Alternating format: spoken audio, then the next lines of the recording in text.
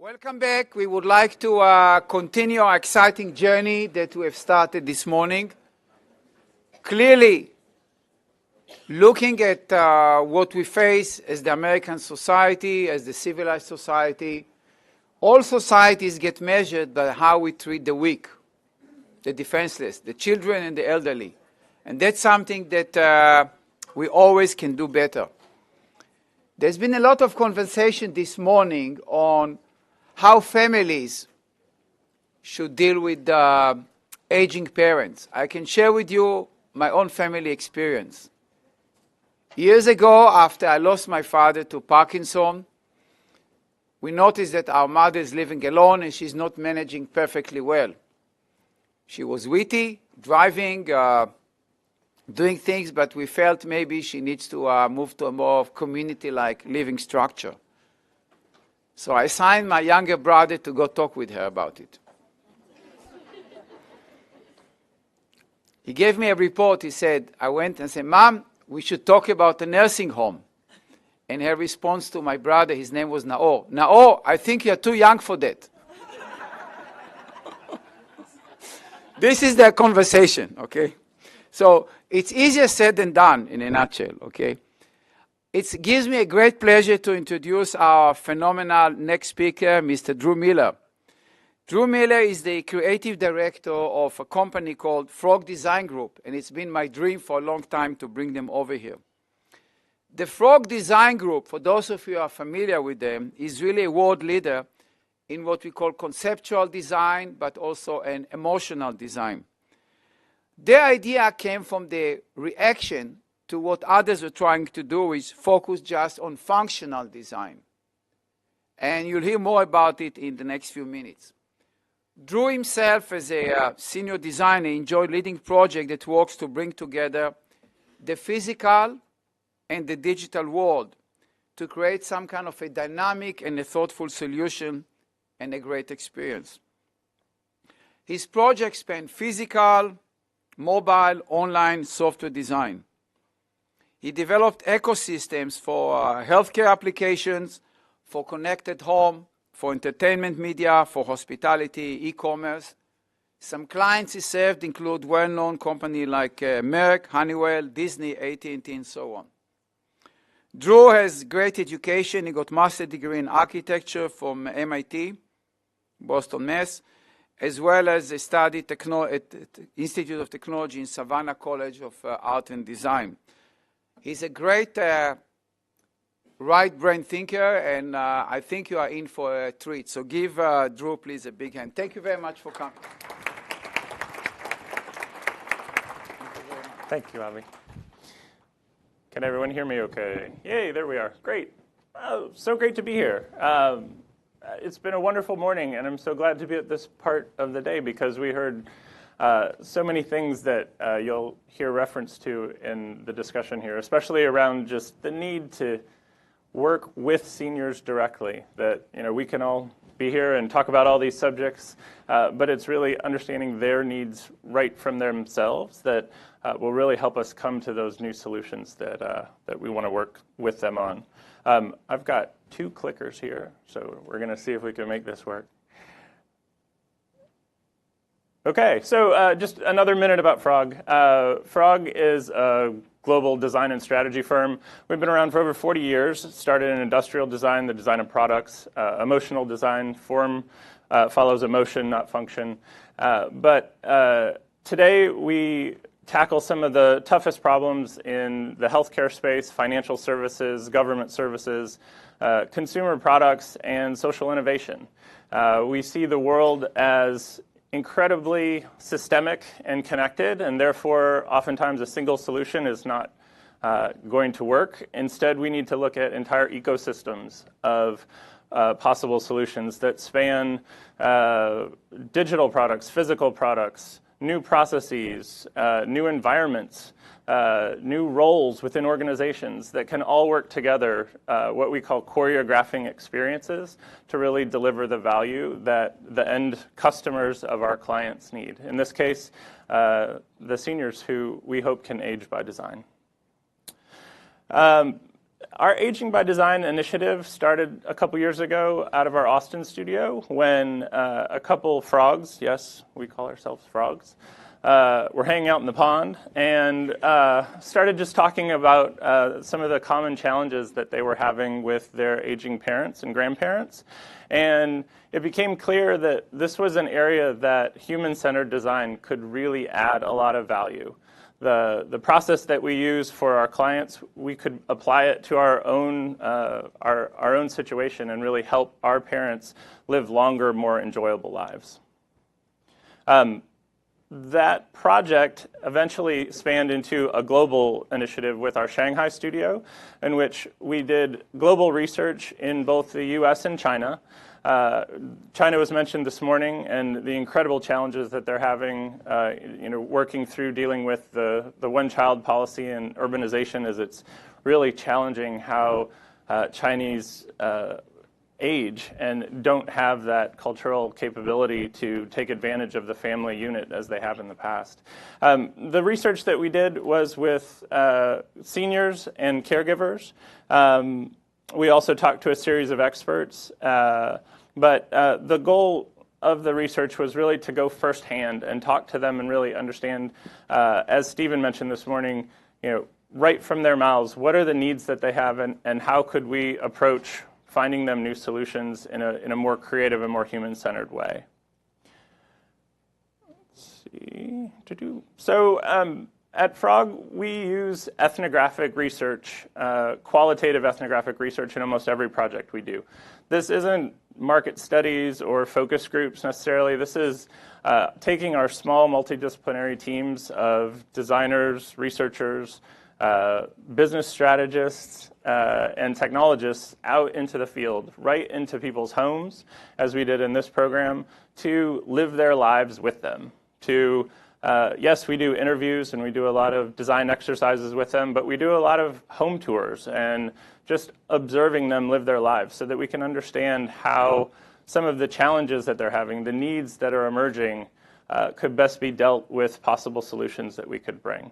And this allows us to really see things that we wouldn't see otherwise if we were using other types of research, ask deeper questions, follow-on questions of yes, but why? Yes, but why? And that allows us to really get to that real why behind the need that has been identified and build a clearer picture of possible solutions that we might bring to them, as well as go back to them and validate some of those ideas as quickly as possible so that we know that they'll be successful when they come to market.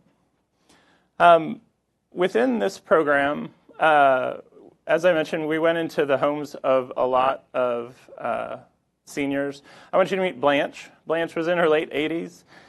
She had lived alone in her home for over 10 years, and as she walked us around in the home tour, as we call it, pointing out different things, she told us dozens of stories, and each one of the stories was connected to an individual object that, as you can see here in the background, she had quite a few objects. And it was her way of, it was her memories. It was her world that was encapsulated in each one of these little objects that allowed her visually to reference those points. It's what kept her engaged. It's what kept her happy in the world that she had made.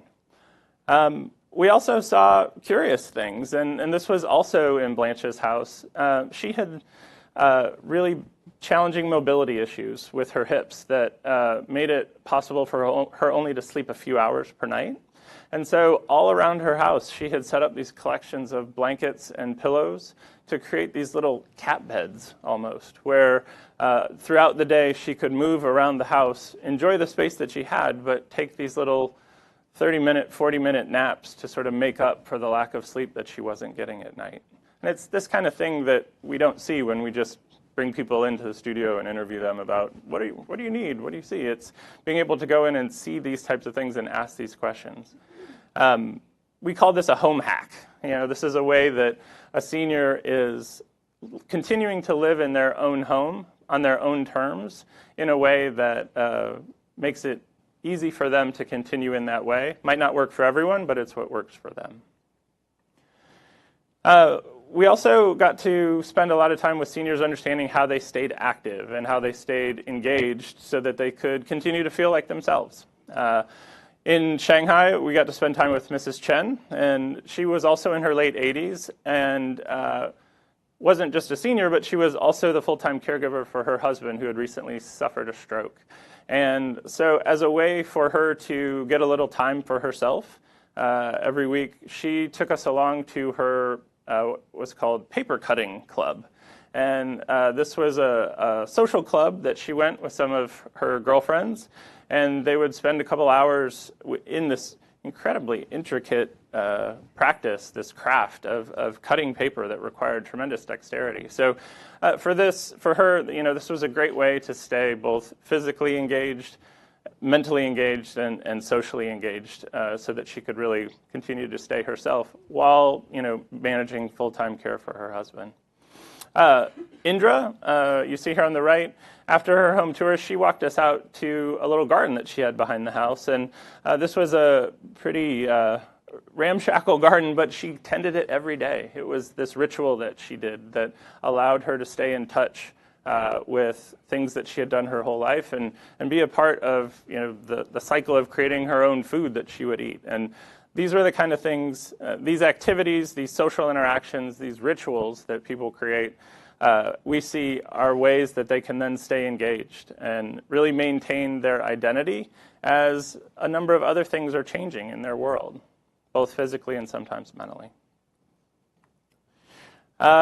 We also saw, and tell me if this is what your refrigerator might look like, but we saw these household appliances basically turned into shrines to their families. And so this was in a house in which the front of the fridge was used primarily for the photographs of all the children and the grandchildren, the way that those constant visual reminders that the seniors had of the family who loved them and that they might not get to see as much, but they were able to keep up with what was going on.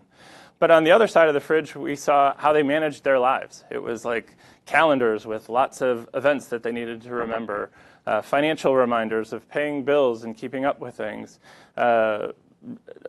schedules of when they needed to have doctor's appointments or take their prescriptions. It was like this refrigerator was sort of like an iPhone, but physically instantiated. The whole thing was there for them to interact with.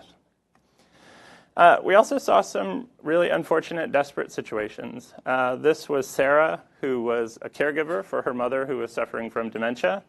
And as we toured her home, we couldn't help but notice that there were a lot of empty rooms and pretty sparse in the different furniture and elements in her home. And when we asked her about it, she reluctantly admitted that she had had to sell a lot of her furniture off to be able to afford the assisted living that her mother required after her dementia had got to a point that she couldn't take care of her on her own. So, we understand sort of how unforeseen circumstances and what others have talked about as sort of a lack of planning can really come back and hurt us in ways that we don't imagine. So this research that we did, out of it emerged a number of things. The first was a series of primary archetypes in which we see as different phases of life for the senior. The independents who are high functioning, they're physically active, they're mentally capable, and they're socially engaged. The transitioners who are starting to see changes, sometimes changes that they're reluctant to admit to others, that they're feeling conflicted about.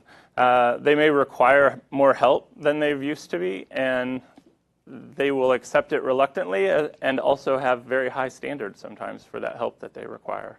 And then the strugglers who are that later life, low functioning, requiring a lot of help on a daily basis just to make it through the day.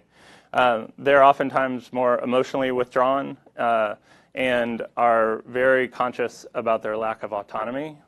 A lot of depression we see in this group. We also were able to build what we call the emotional journey. In the research that we do, we try to build bridges between the research that is done, and then the possible design solutions that we hope to explore. And so through framing exercises, or in this case, insight-based models, we can provide some predictable contexts for our designers to start to think about new solutions, apply them, and see how well they'll work. So this emotional journey map, it aims to capture the different stages of the seniors' cycle as they move between those different archetypes I mentioned, as they move from independence to transitioner, from transitioner to struggler.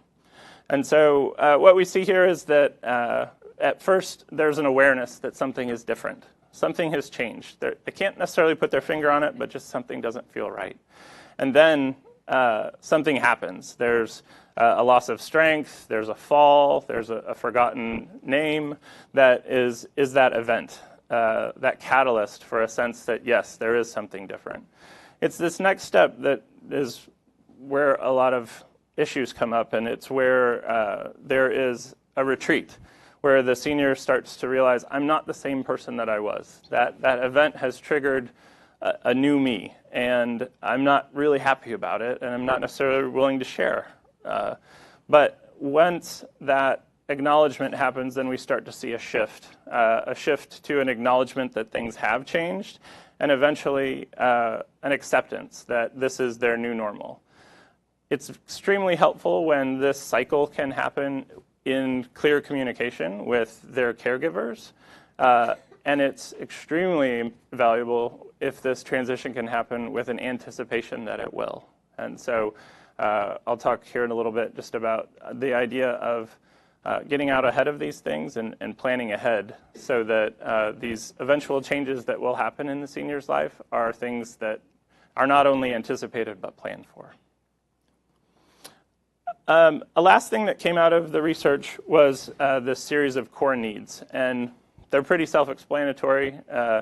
This idea of these 4 needs, and as we looked at them, both how they apply to the individual, the senior themselves, and then their relationship that they have with their caregivers, family, and friends. And so how important identity is, to know that even though there are changes happening, that they are still themselves, that they can stay me. And then how, if their roles are changing within those relationships they have, how to mitigate or how to make those transitions as comfortable as possible. How important routine is. Establishing a routine that they can count on so that it's something that they know will be happening even when other things are changing. And then within that routine, as changes happen, how it can be maintained through the help of their loved ones and caregivers to maintain that touch point. How important sociability is, how they stay engaged, stay on top of things just by the relationships that they have with others, whether those are their younger generations of children and grandchildren, or whether those are their friends that they've gotten to know, trust, and feel are a part of their daily lives.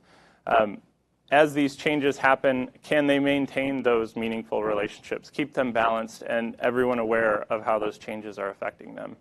And then vitality, just physically and mentally, how can they stay active and engaged so that they can age as gracefully as possible? You know, studies show the more engagement that they have, the longer, happier, more meaningful lives we have. So with that research, then as a group, we did some concepting, which we'll call provocations.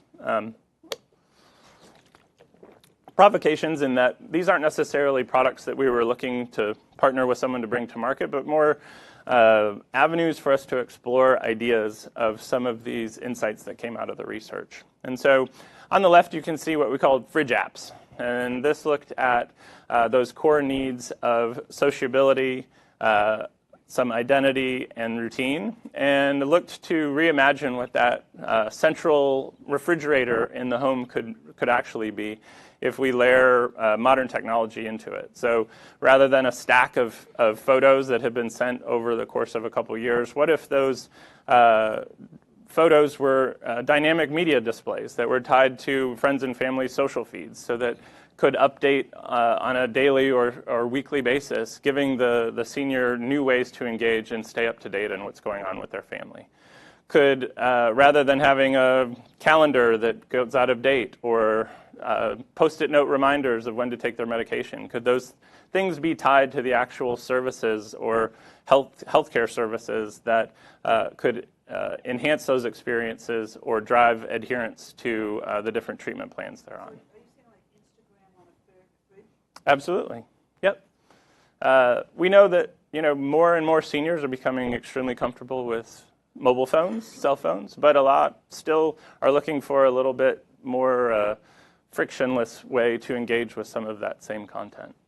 We also looked at a printable newspaper that would come out every day that was Facebook feeds and Instagram. So it's that kind of thing, translating those. Yes, ma'am? I've done some work in this area, and my concern is how large can you make the print? I mean, it's the Sure.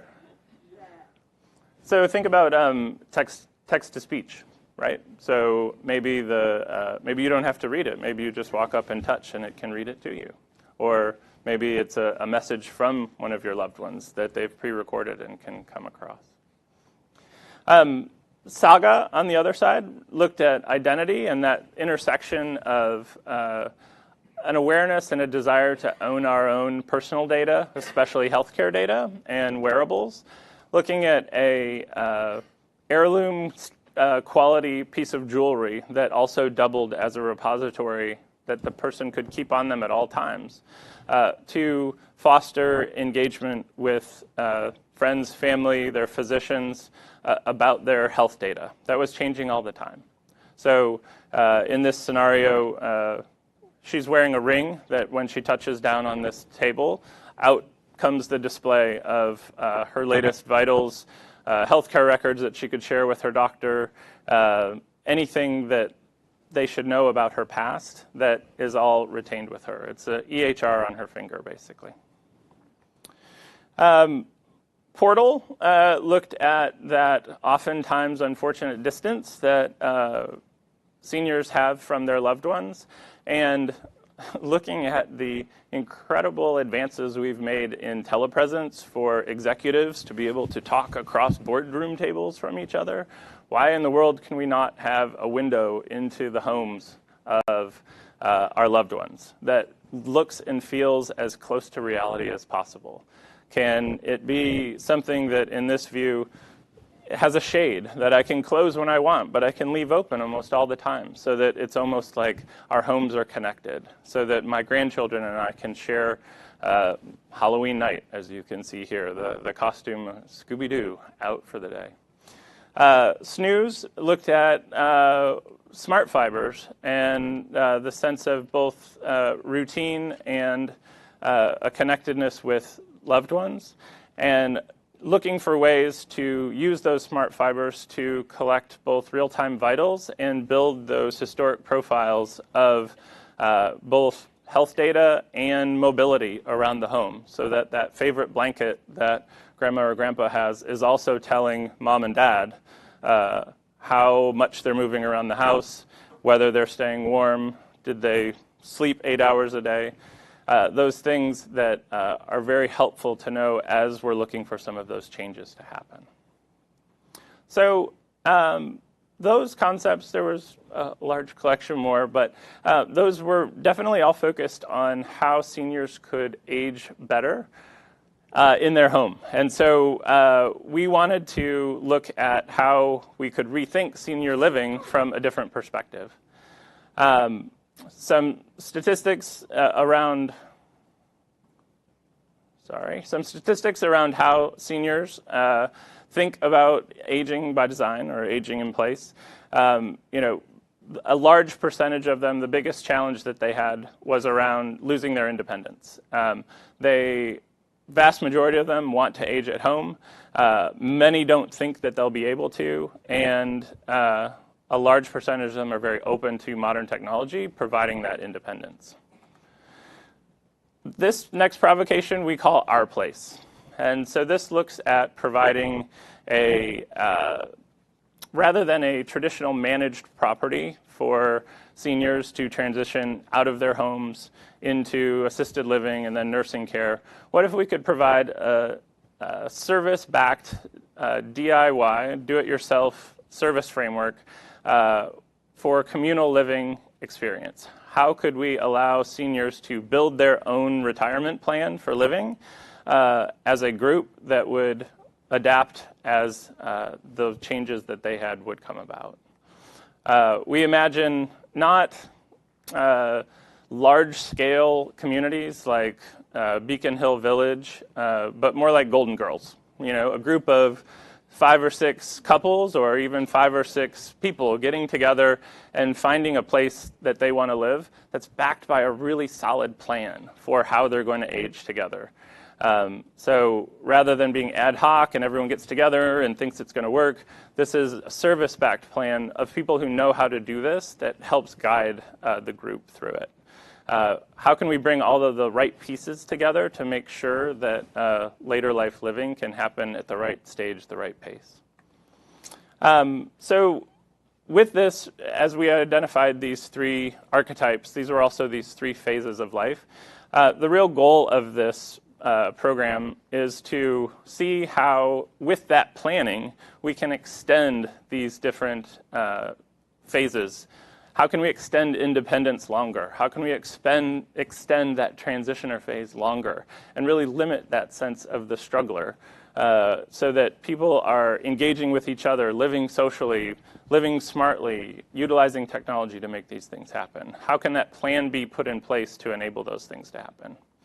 So briefly, because I'm running out of time, I see, what kind of services would these mean? You know, planning services. Is this the right group of people? Have you found people who you can align with on these different goals and ideas? Should you build or retrofit? Is this, how much budget is going to be required? Can the service help you find the architects, the builders, those prepackaged service providers to plug in at the right moments to manage those transitions as they happen? When we think about the construction process, you know, prefabricated housing is doing some amazing things today, and adaptive housing as well. Are there ways to build houses inexpensively today that are expected to change with the group of seniors as they go through these transitional steps? We see a huge role for technology. So how can technology be layered in a soft way to help streamline and improve a lot of the qualities of life, such that it may progressively increase its involvement as the senior moves from independent to transitioner to struggler, but in always in support and based on a plan that the seniors have created. We see huge opportunities for things like wearables, the Internet of Things that can connect household appliances in the smart home, censored environments that know who's there and can optimize around the types of environments that the people want to live in. We also see a huge role for existing tools and plug-in services, the ways that seniors can stay in sync with each other, can manage their finances together. Things like Instacart and Uber that can bring the products to them as opposed to them having to go out of the home to do it. Living communally means syncing together. And communication amongst themselves and with their friends and family can be utilized as well. And then technology is great, but real people and healthcare are going to be huge topics here. And so how can these aspects of the later life experience be layered in just at the right moments so that the seniors maintain that total sense of autonomy, but backed by a plan that they have brought out? I'm being told I'm out of time. I'll leave it there. Do we have any time for questions? No, we don't. All right, well, thank you.